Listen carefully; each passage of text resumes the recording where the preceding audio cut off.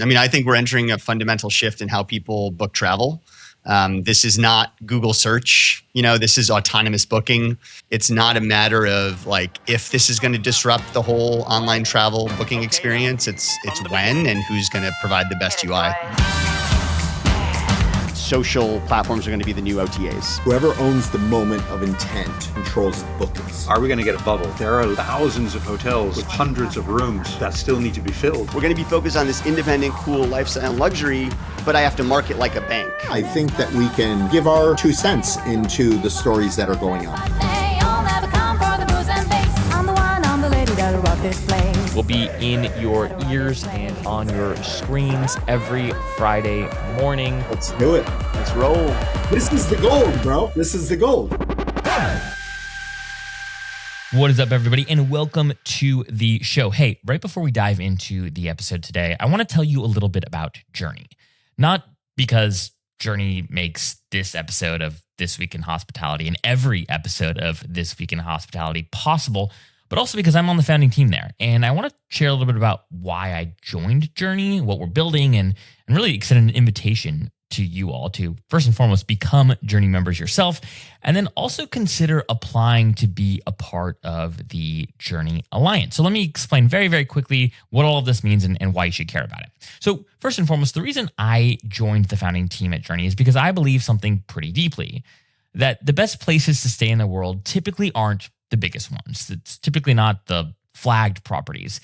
They're smaller boutique properties, properties that evoke a sense of deep soul, character, a story, right? We've all had these travel experiences where we stay in this property where we feel like the operator, the staff knows us, right? We feel taken care of. The temperature in the room is just right. They saw that we were struggling with our bags and we had couple kids with us, right? And they offered to entertain the kids with some fun little toy that they had stashed behind the front desk, right? We've all had experiences like this. And those experiences are notably different than the experiences that you might get at a standard Marriott or Hilton or Hyatt hotel.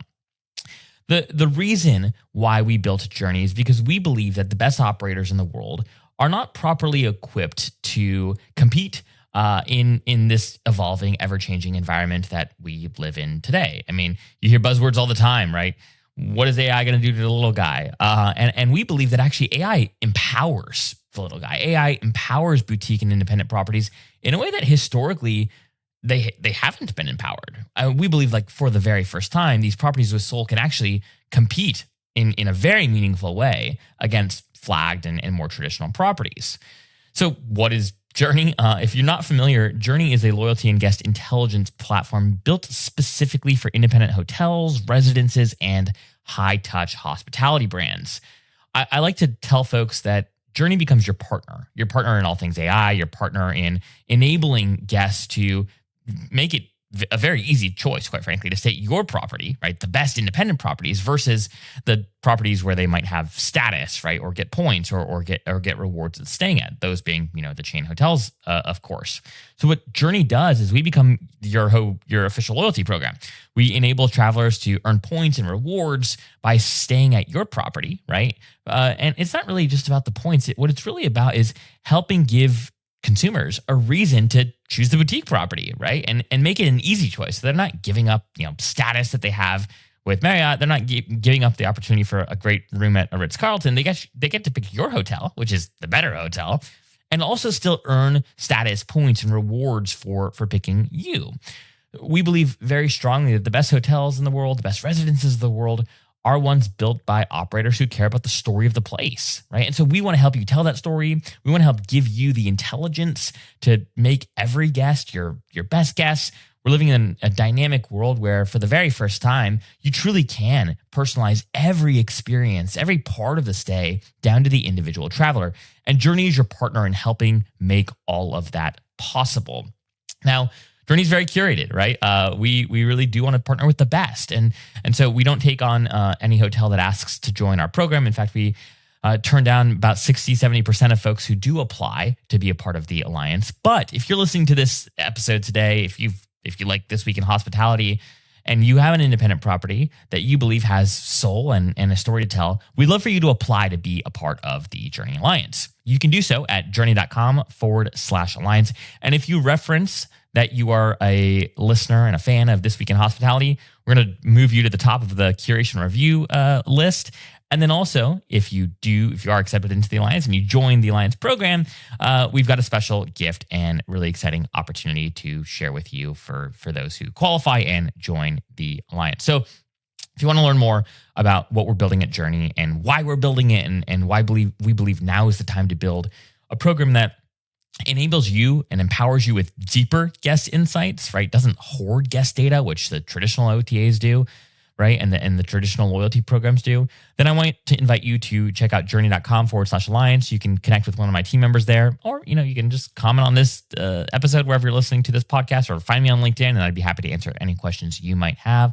But really encourage you to check out Journey. Again, Journey makes this episode and every episode of This Week in Hospitality possible. All right, guys, enjoy the show. Check out Journey and let me know what you think. Take care. Bye.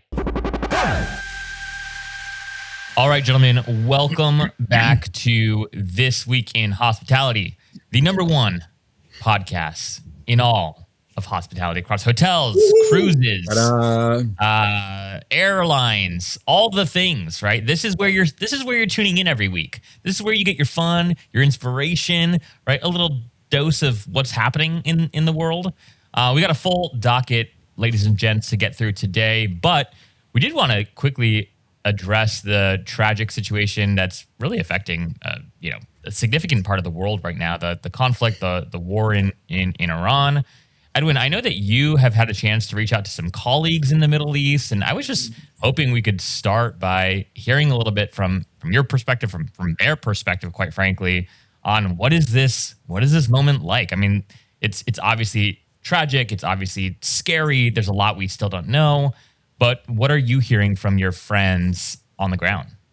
Yeah, I mean, terrible, obviously, for a lot of businesses, right? But hospitality is pretty large in that part of the world. I spent a good amount of time in Lebanon. I worked in Syria back in the day when that country was still fantastically up and running. So I have a lot of colleagues and friends in the area. So we've been speaking over the past days. I think it varies a bit. I think a lot of people were quite scared. Dubai seems to manage and have a real great balance with life continuing, but people are ready to go into shelters. But there's the real sad stories, right? I have a buddy of mine who was in a hotel that got bombed way back in the day in Amman, Jordan, and he's now in Kuwait running a big property there, and he was just about to leave on a holiday, and I was on the phone with him, and his wife is in Dubai, and he says, why does it have to happen to me again? It's nothing happened to their hotel, but their airport got bombed, so nobody's able to come in and out. Friends of mine who are mature, work in Dubai, and they understand, life goes on, but they have a daughter there, and it's their first time working abroad, so the scare is in, right? I think the saddest story I heard was this 18-year-old trainee from a village in the south of Holland, friends with people we know, and she's on an internship, first time out of the country, second week of internship, and a rocket hits 500 meters away. Jeez. Can you imagine what that does, how traumatic that is? And then a hotel school, do we take people out of the country? No, you can't.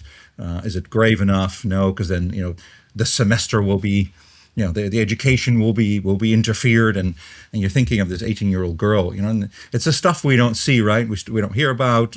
So my hats off to all those people who are in the Middle East at the moment, trying to make the best of it. I know a lot of countries, and including Dubai, where the government has said, we'll extend your stays, we'll pay for it, no problem, we'll take care of it. So I think that community is really coming together for the community and hospitality, for guests and for staff alike. But hats off to people in that area of what they're going through. It's amazing to me. I mean, the responsibility that people in hospitality have in moments like this, right? Where, hospitality is supposed to be this magical experience, right? Almost like a taste of the impossible, where all of your needs are met and On a dime, you can ask for pancakes and somehow they show up in your room, right? And everything in between. It's the illusion of perfection, as my friend Ryan Colleen will say. And in moments like this, right, you play it even It becomes a whole different game. Yeah. And it must be so hard to figure out, right? What is the balance you strike from acknowledgement of what's happening literally outside your doors, and also recognizing that, well, this is an oasis that people can, escape from. So how much do you talk about it? How much do you not talk about it? How does it change the way that you operate day to day? I mean, it's a lot of pressure for people in the industry right now, I would imagine. Yeah. Somebody pretty close to our family is Iranian, and their sister, thankfully evacuated, but home destroyed. So, I mean, we're seeing it pretty close to home. It's really wild what's going on over there. And, just hearts out to everybody in that country. They've been through so much over the last, couple decades. It's just brutal to keep seeing it happen over and over again. But, hopefully there's light at the end of the tunnel there for them. Scott and I were just talking earlier before we started, about Lebanon, and I spent quite a lot of time in Beirut, and Scott's got ties there, and they just can't seem to get out of a conflict ever single. They seem to be drawn into everything, and then all of a sudden there's no conflict, and then something else will happen. I was on the phone with an old friend of mine out there this morning. She said, "I'm not leaving Beirut this time," but people are leaving the city. They're just being drawn back in once again, and it's just every year something happens. Talk about resilience, right? In some parts of the world, it's just not things we're not used to. It's funny that my mom's parents were both from Lebanon, but I have actually never been there. I was been fortunate enough to go to Israel many times, and I have loads of friends in the industry all over the Middle East. I was just speaking to two friends this morning, one in Doha and one in Dubai. When I was speaking to my friend in Doha 2 days ago, he was speaking to me on video call, and all of a sudden I heard the sirens go off in the background saying that there's a missile in the air, and he's like, "Yeah, I gotta go to the shelter." And then we saw a missile, he showed me on video, fly over his head. I mean, we don't understand. As Americans, we grow up in a very big bubble of freedom, of protection, of, we're basically coddled compared to the rest of the world. I talk to people that live over there all the time, and just their rationality for what they have to be prepared for on a dime it's unbelievable. But yes, things are terrible over there, but what is really messing up the whole travel industry is global aviation. Yep. So it's optimized to the edge. It's built for efficiency, not redundancy. And when instability hits a region that functions as a primary air corridor, the ripple spreads very fast. The Middle East it is not just a destination culture, it's a connection bridge between continents. Dubai especially acts as a hinge point between Europe, Asia, America, and Australia. And when the airspace shifts or rerouting begins, flight times extend, fuel costs rise, crew rotations tighten, pricing pressure follows. I mean, we've centralized global movement through mega hubs because it maximizes margins. That works until disruption hits, then everybody scrambles. Then you're seeing who really rises to the top. Because there's been thousands of flights canceled in the past 48, 72 hours. And there's airports that are just closed for 2 weeks, 3 weeks. I think El Al shut down their airport in I don't know. Somebody shut down for 2.5 weeks. I was like, whoa. But they know that once it starts in the beginning, it doesn't last 24 hours. This is Yeah, and airports are bomb. I'm in Washington, D.C. working with hotels at the moment, and we've had cancellations because people just can't get in. Yeah, right? Because airports are closed and flights are canceled. And anyway, hats off to all of our colleagues out there. Yes. Yeah, Yes. yeah, yeah. Yes. We're rooting for you all. Yes. Send us notes. Send us, if you're listening to this and you happen to be in one of these parts of the world that's especially affected at this moment, know that our hearts are with you, our thoughts, our prayers are with you. Send us intel too on what the ground is like right now. We'd love to feature your story, your perspective on a future episode. Well, gentlemen, we have a lot to get through this week, so let's move along here. I thought about whether or not we should lead with this story, and I decided, and maybe this is my own bubble that I live in, but I decided that I couldn't pass up the opportunity to talk about this Claude moment that I feel like the world is experiencing. And it's a big deal when you've got Ezra Klein from the New York Times on his show talking, interviewing the COO, I believe it is, of Claude. The Daily, another New York Times podcast, right? Literally on their daily programming show, experimenting with how to build a website with Claude, right? You're seeing executives. I mean, you're seeing the Department of, now I guess, War coming out and talking about their big fight with Anthropic, which is obviously the parent company of Claude. And so all that is to say that Claude is everywhere. And then our maybe favorite journalist to quote on this program, Rafa Ali, the founder and CEO of Skift, he put out a piece about a couple days ago about whether or not Claude, or not whether or not, but when, right, the Claude effect would come to travel. So I want to kind of quickly recap his story. I thought it was a good sort of foundation for what I hope will be an interesting discussion between the four of us here. And Ben, I want to go to you here first to get your initial reactions, but the article is titled "The Claude Effect is Coming for Travel." 4 weeks in February wiped out roughly $1.5 trillion in market value across multiple industries, all triggered by incremental AI announcements from Anthropic, which again is the parent company that makes Claude. Each time Claude introduced a new plugin or research preview, legal, finance, cybersecurity, public markets repriced entire sectors before the tools were fully even proven. Double-digit stock drops followed nearly every announcement. Companies like HubSpot and Salesforce stocks were in the gutter.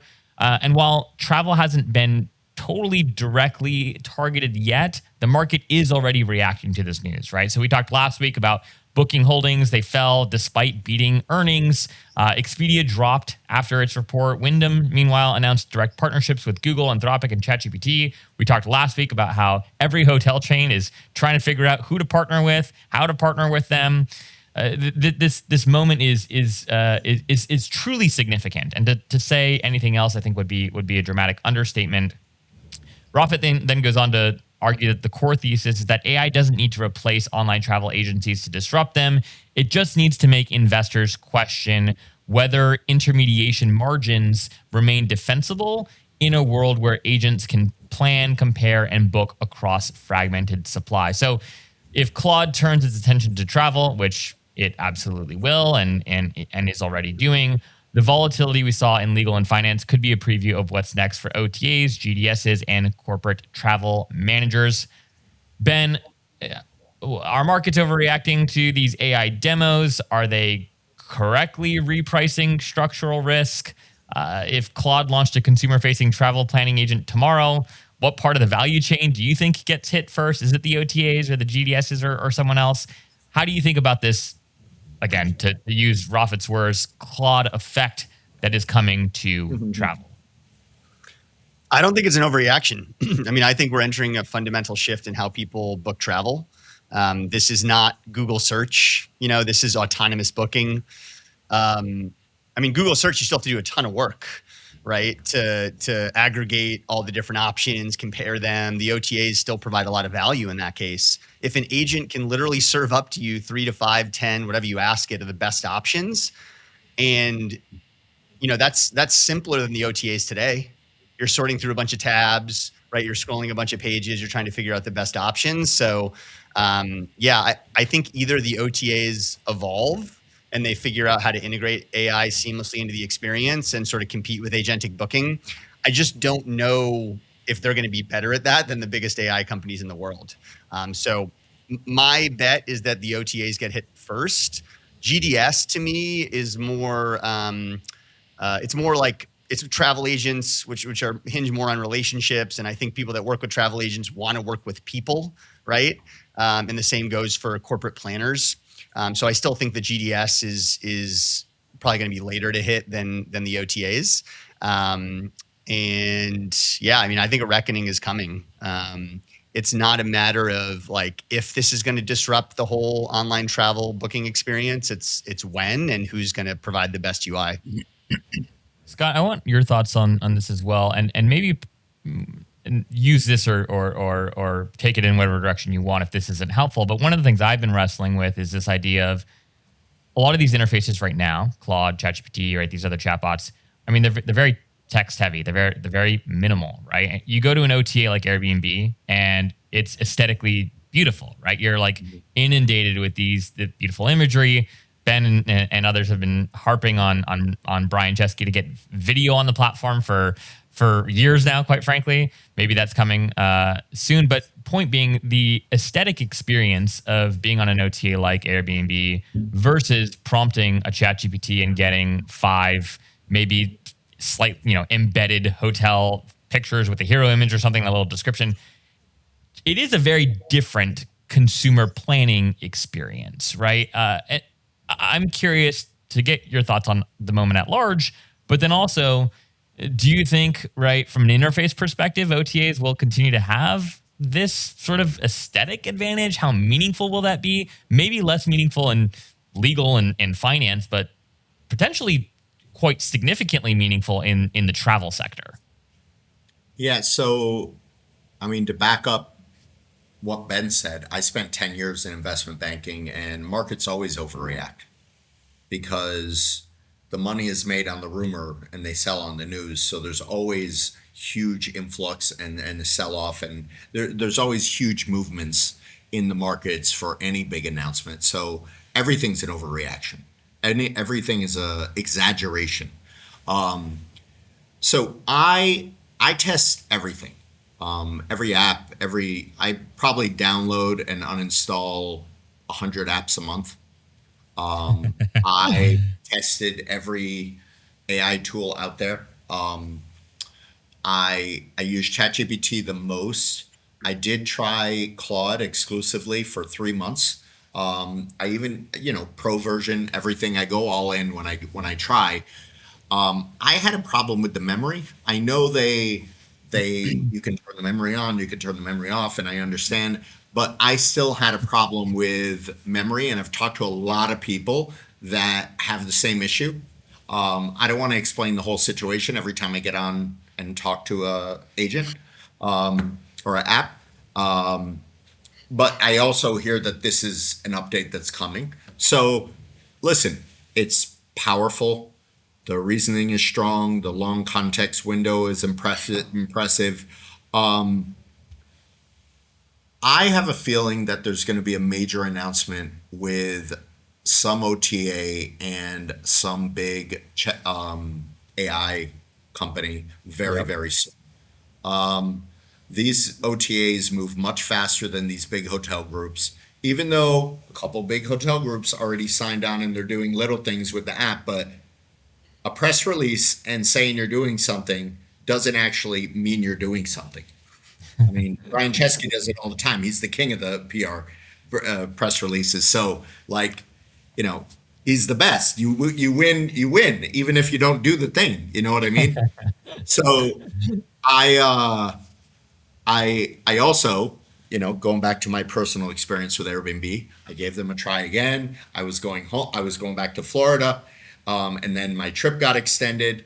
I tried to get a refund on my place. They were like, "Yeah, screw you," and I lost it all. Another wonderful Airbnb experience. Chalk it up. My percentage is going down, not up. But yeah, I think something big is coming along very, very soon. Listen, these systems are unbelievably powerful. They have extremely smart people. They keep throwing around the valuations, and we raise this and we raise that, and they're bleeding. They're losing 100 million a day, a quarter, whatever. Like, those numbers are fairy tales. Until you cash out, those numbers mean nothing. We see stocks go up to 100 every day with companies that lose money. So like those numbers mean nothing to me. I don't care about valuations. I don't care about what you raise. I care about what you do. That is Scott, maybe so you're intrigued, but maybe skeptical about how significant or not significant this particular moment is yet. it's a press Yeah. release. Okay, It's buzz. Like it is what it is. Like, okay, fine. You're making a big announcement. Woo-hoo. And maybe there's a couple percentages of nerds who are Of course. garnering lots of significant value from this, Yeah. right? Maybe, of course, some of us live in this bubble, this X or text bubble, right? Where it looks like everyone's doing this overnight, when when in reality that's not the case. Edwin, what's your take here, man? I don't know if you want to respond to the Claude Effect more generally. Anything Scott shared. This moment is getting significant coverage across pretty much every sector. And it's not just AI generally. It really had, the conversation as of late really has shifted to this enablement that I think Claude Cowork in particular has brought about, right? This ability of actually having an agent act on your behalf, as long as you give it, permissions to. What's your thought on this Claude Effect coming to travel? I mean, the first things I think of are, yes, stocks prices may drop, but they can also go back up. I hear you, Scott, on these things. If they beat their earnings, they're not losing yet. But in the past year, we know Booking, Expedia, they've let a lot of people go and invested a lot in new hires in the field of AI. And I bet you, right? So if you're still winning and you're still doing very well and your earnings are great, you're not going to change your business model. But I am sure with whatever is happening at the moment, that a Booking and Expedia, they're ready for something massive. Yeah, and I was thinking, besides all the regulatory problems, that you shouldn't change your business model when you're still winning, right? But at some point things are going to change. Regulatory issues aside, what if there's a merger? And imagine all these companies at the moment, which are, they're trying, they're inventing, but a Booking and an Expedia, they sit on, a decade or more of data, of a guest search, of, they understand this business. Imagine if two powerhouses come together, because there's too much at stake for these companies to drop and to just disappear. I mean, TripAdvisor is another one that's been in the news lately, and I think TripAdvisor just doesn't reinvent itself. And I think they're going to have massive problems, right? Because that model is over. They're going to have to reinvent a complete different business model than just being there for reviews. But a Booking and Expedia, imagine if, it's not just putting LLMs inside their system or collaborating with somebody, but what if these two big powerhouses do something massive? Yeah. That would change the world of travel. That's a hot take and a really cool insight, especially because the biggest advantage, right, the OTAs have, as you pointed out, Edwin, is they've got data across every hotel group, right? Large, small, region, how consumers, region what they look world. for, what they, how they scroll, how long they're in different, completely. I mean, yeah, way more than a Marriott does. They don't need to build anything. They sit on that. Yeah. It would be interesting to see if there's some sort of again, this is where the verticalized model could come into play. If, again, this is a huge speculation, but if there was a world in which Booking and Expedia did merge, they are uniquely positioned to take on sort of the travel the travel Claude, if you will.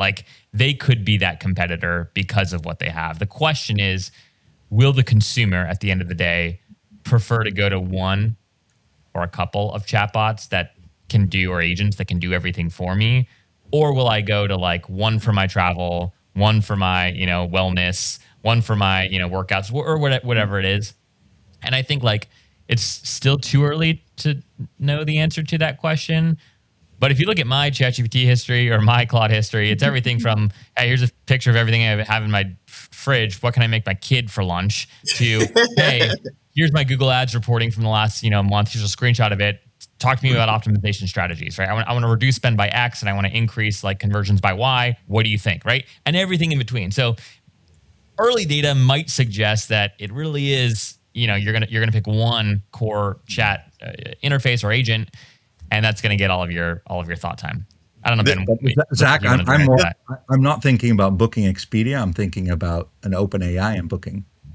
An OpenAI and booking, like OpenAI buying booking. Got it. Or partnering there. I mean, that together, imagine that powerhouse. Yeah, I mean, that there's definitely something there. I like that take, Edwin. I mean, Scott was kind of alluding to a partnership as well. I think that's probably the most likely. They do have very rich, incredible data that would be valuable to one of these big AI partners. And yeah, Zach, I mean, I'm 100% on the tip of you want one app that knows all your context, all your history. You know, it's gonna know the hotel brands I'm developing and be like, oh, do you want to stay here for like market research purposes? Like, you're not getting that at a standalone AI instance for, you know, one specific sector. So I think you're going to want the all-in-one app, and it's only going to continue to get better, right? We're in the first inning, and it's already pretty darn good.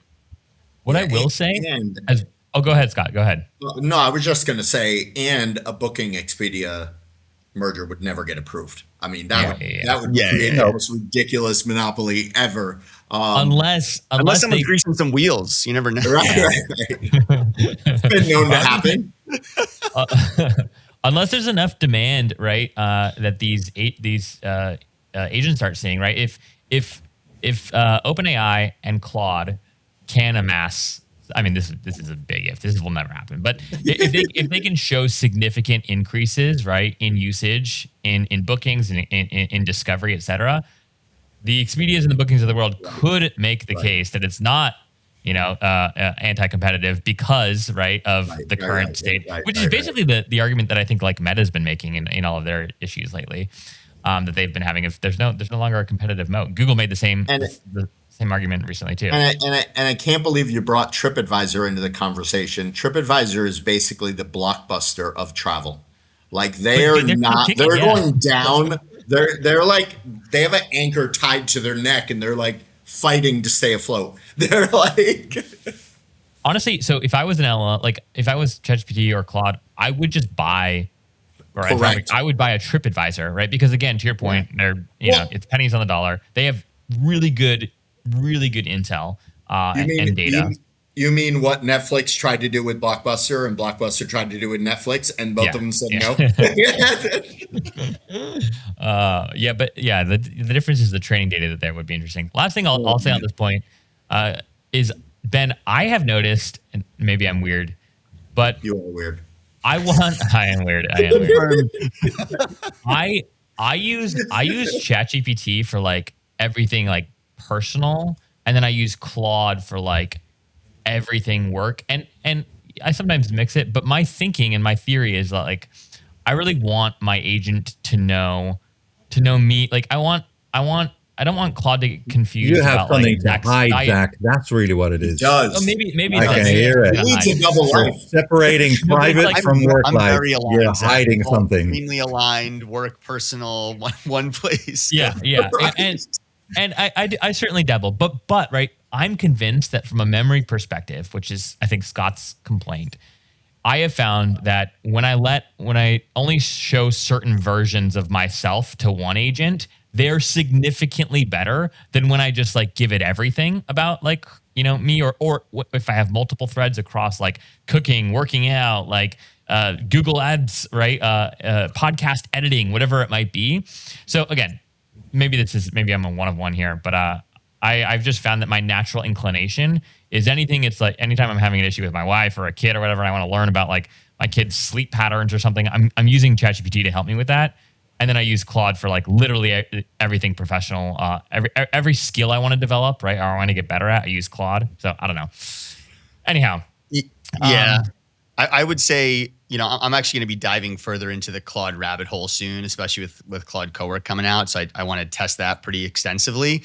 But historically, I've been kind of all in on ChatGPT, and I've gotten around what the issue you're talking about. I feel like by having projects that are very specific or custom GPTs, and I just always go back to that project or custom GPT for that specific thing, and then it gets pretty dialed. But I've heard Claude is way better for obviously things like writing and other applications. So. At the end of the day, it's how good are you at working with the tools. Correct. I think is really what it is. Yeah. And for sleep problems with kids, there's also books out there, just so you know. Ooh, the time to read a book, man. Thanks. Oh gosh. Thanks, Grandpa. Yeah. Thanks. All right, guys, let's move on to the next story here. So we've been talking about too many brands. Are there too many brands on this program for a while now? There was a nice article this week from Skift Research that reported that after more than a decade of aggressive brand expansion, hotel groups may have reached a saturation point. According to Skift, there's no consistent relationship between brand count and profitability. Brand numbers have climbed steadily while RevPAR growth has softened. Soft brands are expanding nearly 10x faster than traditional hard brands, yet consumer preference scores, for soft brands lag significantly behind established flags. That's interesting. Meanwhile, loyalty programs are swelling, but survey data shows a majority of travelers would consider switching programs if offered better personalization. Layer onto that the rise of AI-driven discovery. When travelers were asked who they would trust if AI surfaced just 2 hotel options, reviews, brand recognition, and niche expertise rank above loyalty affiliation. Also interesting, if AI compresses digital shelf space from 200 results to 2 recommendations, portfolio density may matter less than brand clarity. Edwin, are soft brands a smart growth engine? Is the evidence showing that it's really just contributing to brand dilution and confusion to the consumer? And if personalization becomes the real loyalty battleground, are hotel groups actually structured and equipped to deliver it? What are your thoughts on this story by Skift Research? Sure. I mean, soft brands, smart growth engine for companies, for sure, right? And that's been the whole business model. They're easy to join for owners. They can expand faster. There's no heavy design control. It was great for investors that needed flexibility.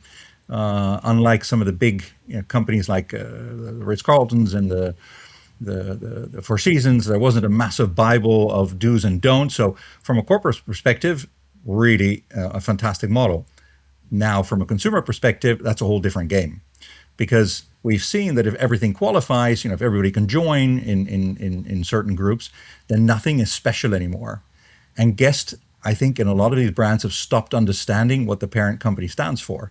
And that then, if there's no brand models and books and standards to adhere by on a much bigger level, then that's going to lead to quality and inconsistency. So, when you look at it from a corporate perspective, this has been great, right, for the OTA presence, dominance, power. If you open your OTA and you look in your city and your soft brand has 5 hotels in that one city and many more in a destination and in the area, then you were dominant, and that's what resulted in bookings for your brand. But if that now is removed, and it doesn't matter anymore because you're given 2 options to look at by AI, then the industry that was optimized for distribution, it wasn't meant for brand meaning anymore.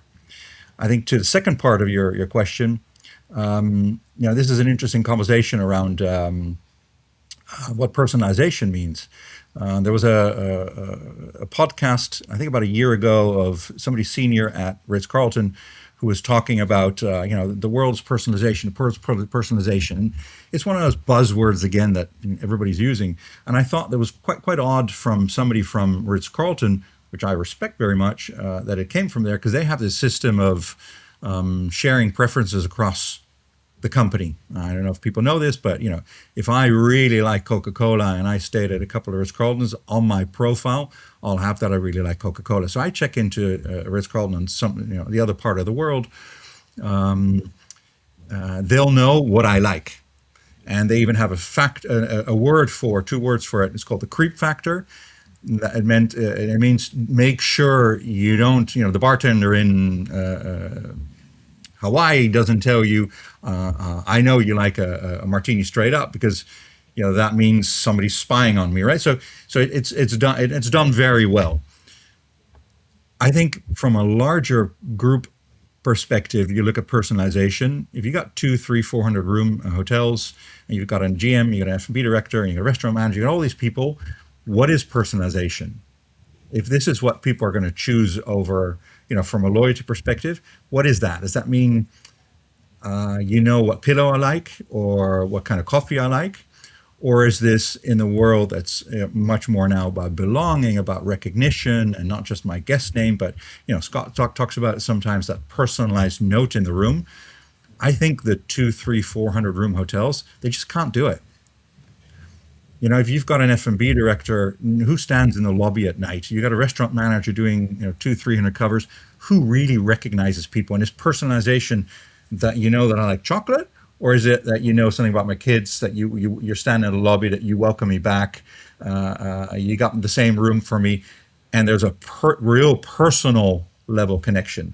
So from that perspective, I think if we're talking about personalization being really getting to the nitty gritty of what mom and pop hotels used to do, right? So where you were welcomed into their home as if you were part of the family, I think there's a huge uptake for, and we talk about this sometimes, the sub 100 room hotels, many who are in soft brands who are not standardized, but who, for example, hook up onto a distribution system, but where the owner or the manager is a long-time employee and they're vested into the business, and they really can create that kind of connection with guests. I think that's where I think the model is going to go to. So from that perspective, some of these brands will work. Scott, I want to get your take here, specifically around. What I thought was most interesting about this report was the question of, hey, in this new distribution model, in this new consumer search era, maybe Marriott wants more Marriotts and Hilton wants more Hiltons, right? As opposed to maybe more Moxies or more Hampton Inns or whatnot. What's your take on sort of the soft brand versus hard brand future as it pertains to, I guess, just brand relevance in the next decade?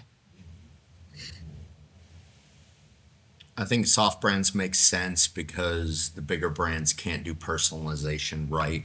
Personalization makes financial sense to the big brands, but it doesn't actually feel personal to the guest. Like I do talk about the handwritten notes all the time. It's just something that can't be scaled like a Marriott, like Edwin said, when they bought Ritz-Carlton, there wasn't a do and don't book. Maybe there should have been, because Marriott ruined the Ritz-Carlton brand. It doesn't. I can name 5 Ritz-Carlton locations that don't feel like a Ritz-Carlton anymore since they bought Starwood. For example, Ritz-Carlton on Fort Lauderdale Beach. It feels like a decent Marriott. It doesn't feel like a Ritz, but they still charge rates because they have a prime location. But, hotel groups expanded through segmentation. More brands meant more digital shelf space in a search-driven world. But if reasoning models narrow options to 2 or 3 properties, brand quantity stops mattering, and brand clarity becomes everything. Some companies, they added brands because it was easier than sharpening existing ones. That's not strategy. That's expansion through complexity. Soft brands grew because owners wanted flexibility.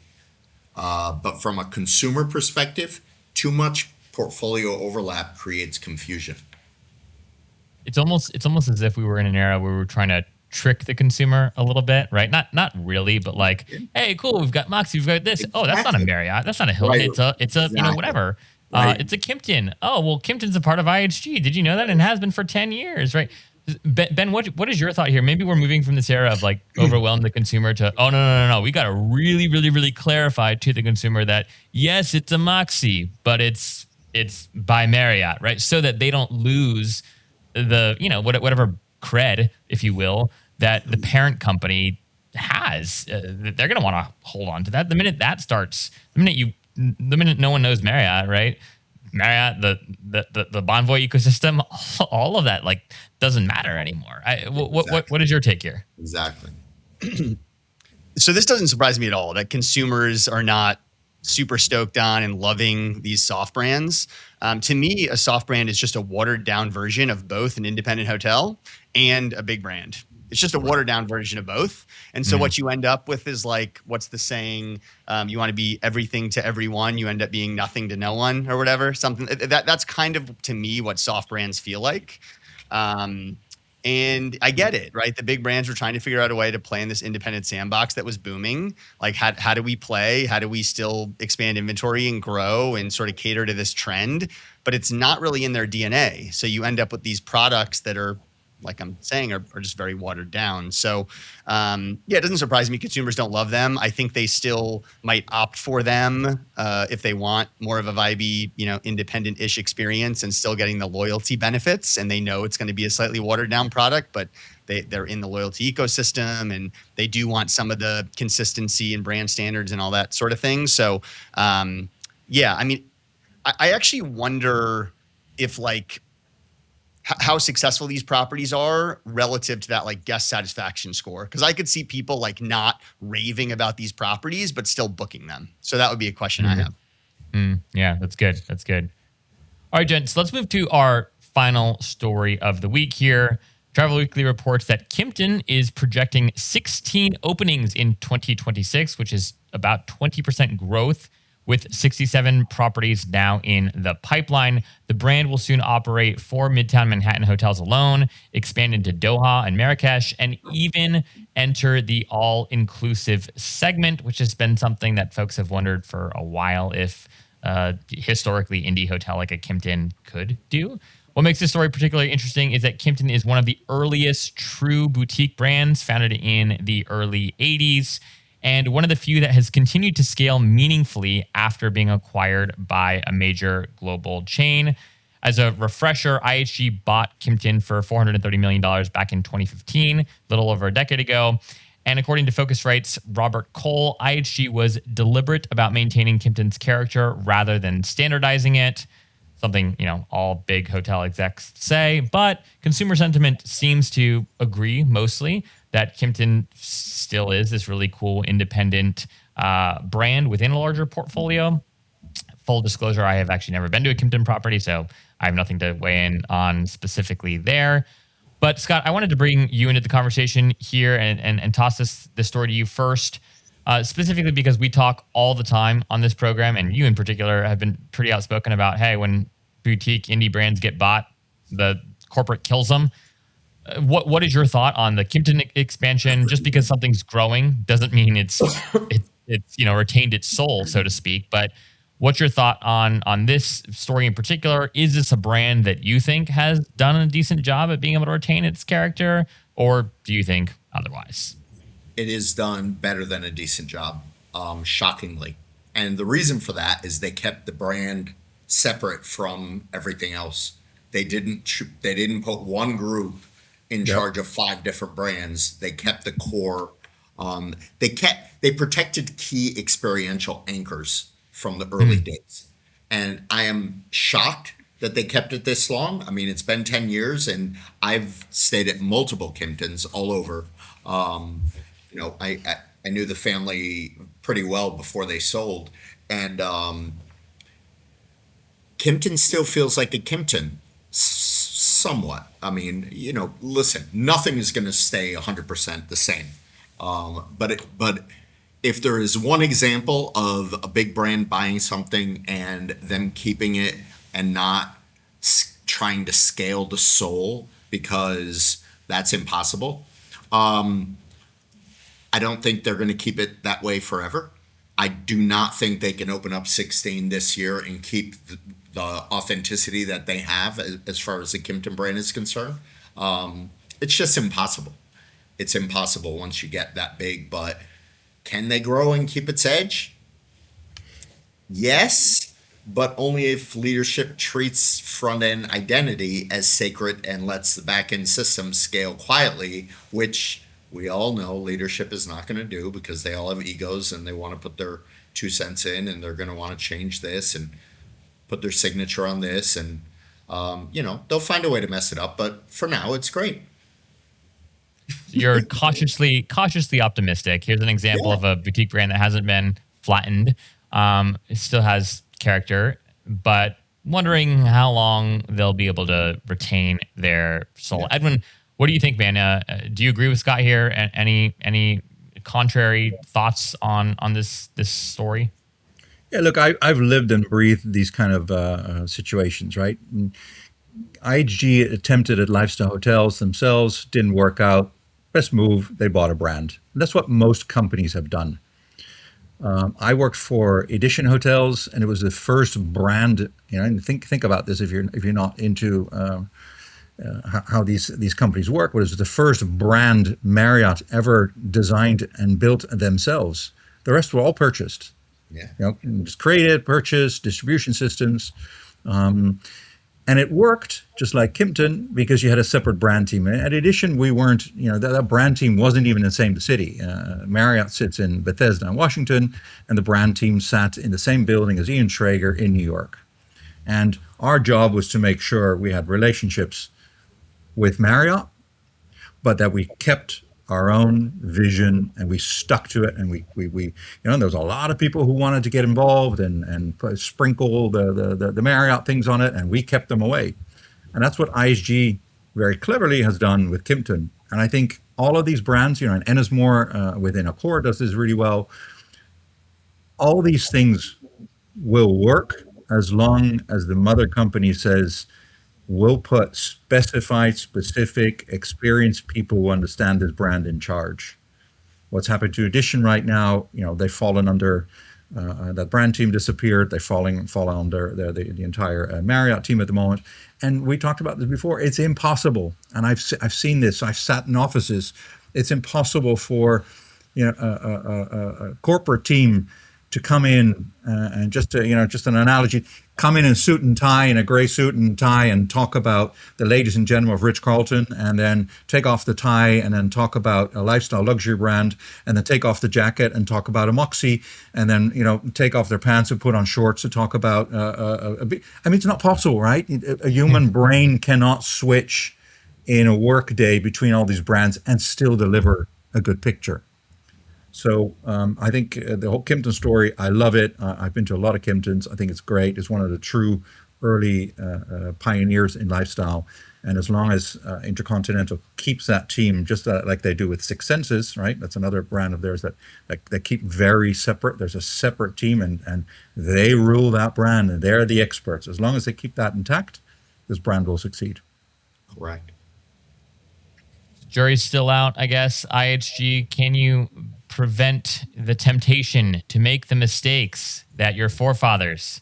I have no idea whether or not Marriott came before IHG. So, but I love this as a test. Exciting to see an example, right? I think encouraging for listeners too who do have aspirations to build a large hotel brand and or collection. That it's not impossible per se to retain soul and sell to a big flag, but it's an incredible amount of work. And it's not, you have to have buy-in all the way at the top, or it doesn't work. All right, guys, we got a few minutes left here, so let's go to Spice of the Week.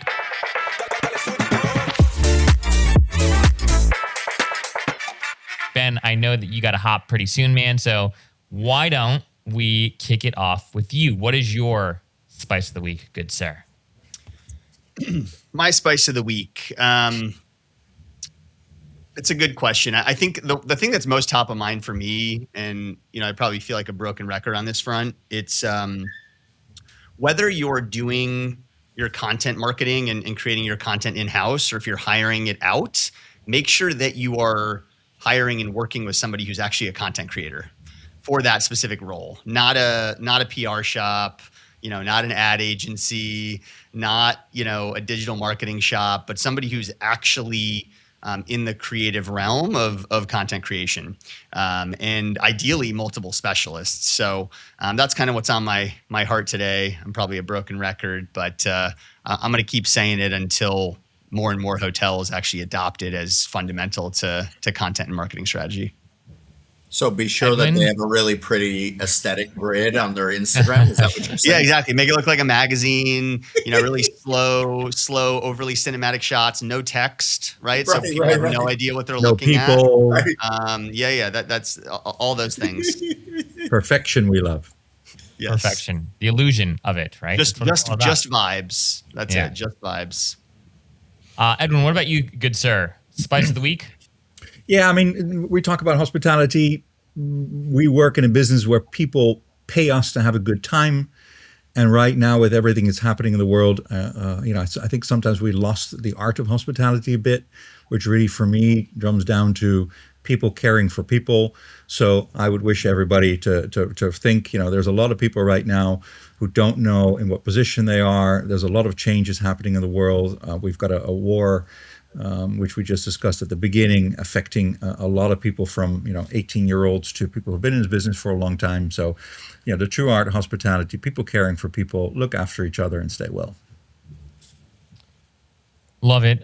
Thank you for those kind words, sir. Scott, I'll let you go last. I'll quickly chime in here. I had a great interview with Nadine Choi, who, if you guys don't know her, she is the founder of the media brand The Stanza, which I highly recommend subscribing to her podcast, her newsletter.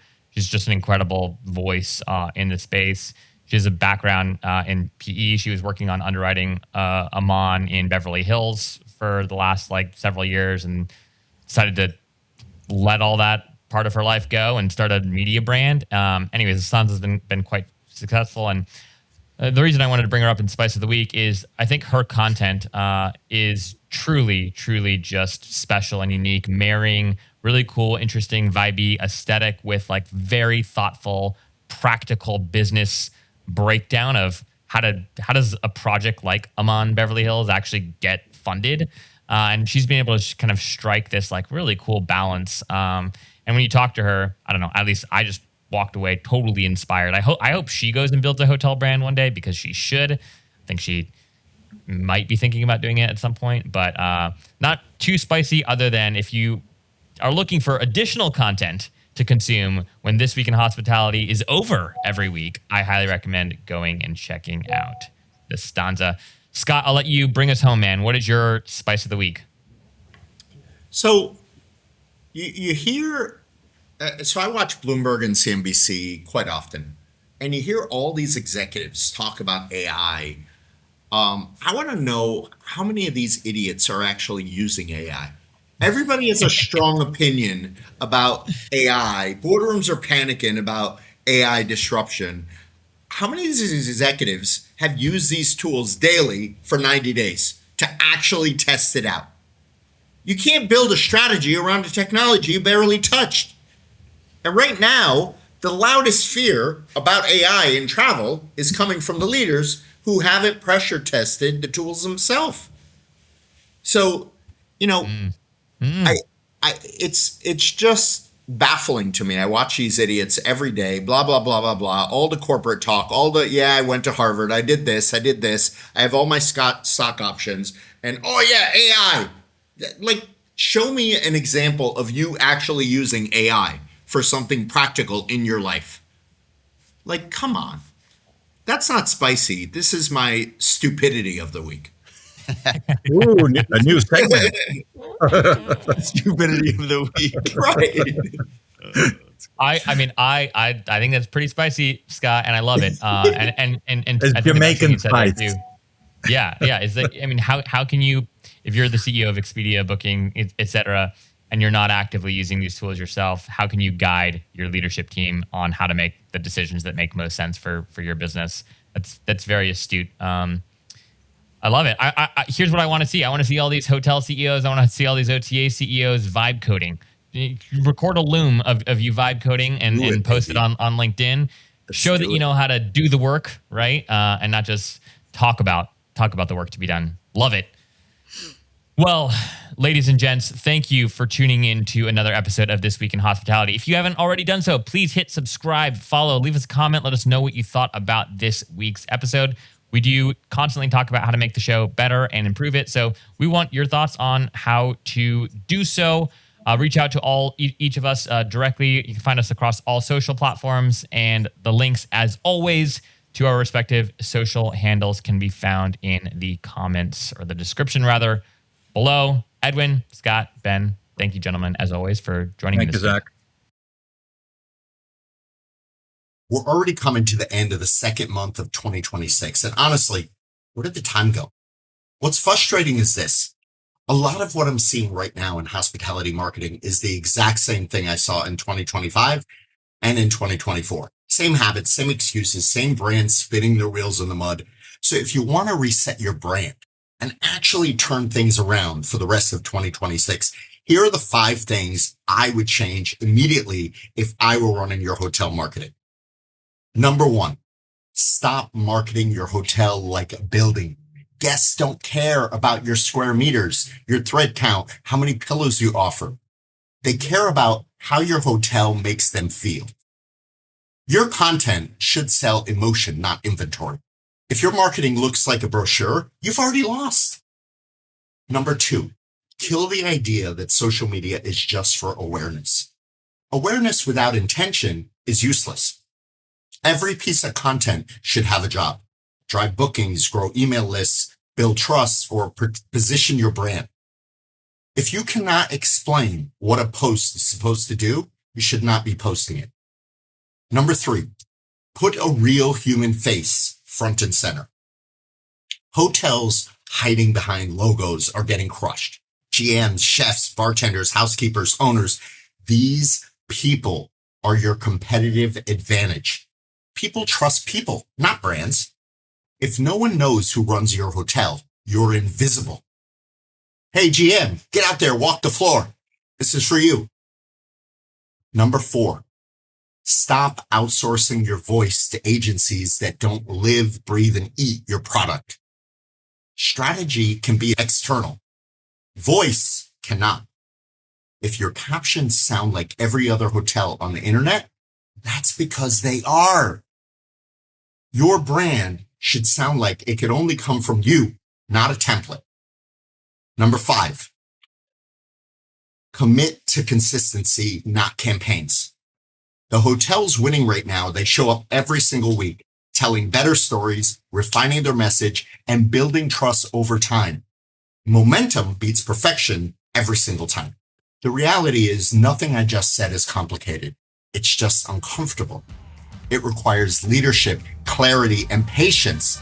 But if you do these 5 things starting now, your next quarter, not next year, you can absolutely turn your brand around in 2026. That's my take. Thanks for joining us this week. If any part of today's conversation sparked an idea or helped you think differently about the industry, we'd love to continue the conversation. You can find each of us on LinkedIn, on X, on Instagram, or whatever your preferred social platform of choice is. Links to all of our profiles are in the show notes below. This Week in Hospitality is presented by Journey. Journey is a loyalty platform built specifically for independent boutique hotels and high-touch hospitality brands. Our mission is to give operators the same powerful rewards engine, data intelligence, and guest insights that major chains rely on, without asking them to give up the individuality, the soul, and the story that makes their property so exceptional. At a moment when travelers are craving unique, meaningful experiences, and operators are navigating rising OTA costs, fragmented data, and shifting expectations, Journey provides a unified ecosystem that strengthens guest relationships, increases direct bookings, and helps independent properties thrive on their own terms. We're building a global, curated alliance of exceptional hotels, villas, and residences, a network that rewards exploration, empowers individuality, and gives independents the scale that they deserve. If you're an owner or operator of an extraordinary independently owned and operated hotel or residence, and if you want to see whether your property is a fit for the Journey Alliance, you can learn more and apply at alliance.journey.com. All right, friends, we'll see you next Friday. Until then, keep building experiences that are worth remembering.